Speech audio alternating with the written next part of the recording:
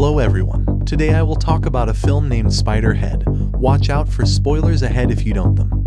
In the near future, convicts are offered the chance to volunteer as medical subjects to shorten their sentence. At times, they're a better version of themselves. But when two subjects, Jeff and Lizzie, form a connection, their path to redemption takes a twistier turn. As Abnesti's experiments start to push the limits of free will altogether, Spiderhead is an experimental super-maximum security prison that uses research chemicals, namely one called B6, to speed up inmates' rehabilitation. The program is overseen by the sympathetic and hospitable Steve Abnesti, along with his assistant Mark. The prisoners have their own rooms, do chores, and are free to roam without guard supervision.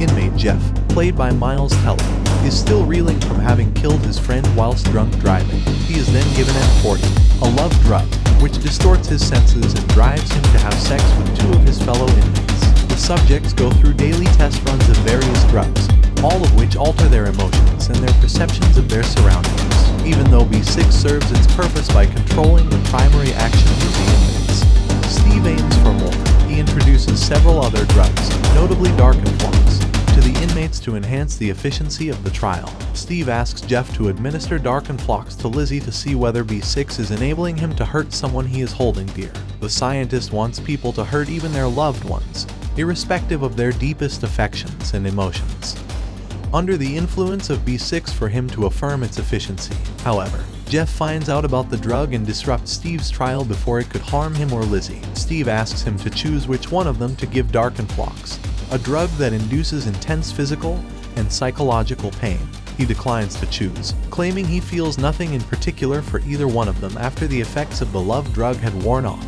This is a pretty messed up theme they are playing around with here. I think it's a very well directed scene. Steve wants to turn the world into what he believes is a utopia, where people's actions are controlled by a superior force using B6 to prevent them from committing mistakes and crimes. He believes that peace and harmony cannot exist along with free will when the latter results in murders, citing the examples of Jeff, who unintentionally killed his girlfriend Emma, and a friend, or Lizzie, who unintentionally killed her little child. The scientist wants his drug to prevent such occurrences from happening for the world to prosper. The next day, Steve tells him that the higher-ups have chosen for him and that the younger of the two women, Heather, must be injected with a dose, though it will only last 5 minutes. Jeff reluctantly agrees, and to his horror, Heather commits suicide while on the Darkenflox after she damages her mobile pack, the device that administers the drugs. As Steve rushes out of the projection room, he drops his keys. Jeff unlocks Steve's desk compartment, discovering that there are no higher-ups. The prison is run by Abnesti Pharmaceuticals. The drugs were named from a bingo card. Meanwhile, Steve and Jeff get high together on a laughing drug, as Steve also has a mobile pack installed. Steve tells Jeff that his father abandoned him as a child.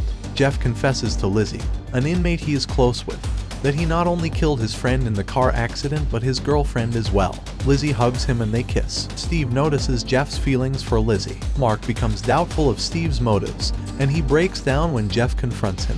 When Steve asks Jeff to administer Darkenflox to Lizzie, Jeff takes control of Steve's mobile pack, forcing him to admit the true goal of the program is to test the compliance drug, B6. The other drugs are merely a side project, used to put B6 to the ultimate test, whether they would harm their love when commanded to. All the while the inmates have been consenting to the various tests. They have really been under the influence of the obedience drug. With Mark and the police now approaching the island, Steve escapes on his float plane, as Jeff and Lizzie attempt to outrun their fellow inmates who have been ordered to catch them. One drug that is always present in every inmate's mobile pack device is B6, the existence of which Jeff learns about after getting access to Dr. Abnesti's journal. Jeff's final confrontation with Dr. Abnesti reveals what the drug is and how it is being tested on the Spiderhead Penitentiary and Research Center's inmates. If it works, B6 will be commercially released with the name OBDX, or Obidix, a wordplay on its effect, as it causes its subjects to obey anything that somebody asks of them, essentially eliminating free will. High off of his damaged mobile pack, Steve joyously crashes his float plane into a mountain, as Jeff and Lizzie motorboat away from Spiderhead. In a voiceover, Jeff comments that self-forgiveness has to be worked on and chosen. The two main actors in the movie convincingly display the wide range of emotions brought on by both powerful drugs and extreme circumstances. Spiderhead is ultimately a story about human behavior, what people are capable of, what inspires good and bad deeds, how we each come to terms with our actions, and the age-old question of whether the world would be a better place if we could control the actions of others. Of course, a film can't fully answer questions like these, but it can raise them in interesting ways. While Steve's motives seem to boil down to childhood abandonment issues, the prisoner's questioning of why they keep consenting to being experimented on opens up a lot to think about. Unfortunately, this is left largely unexplored, and the film comes to a somewhat abrupt ending. What we do learn is that the creation of B6 is also a personal affair for Steve.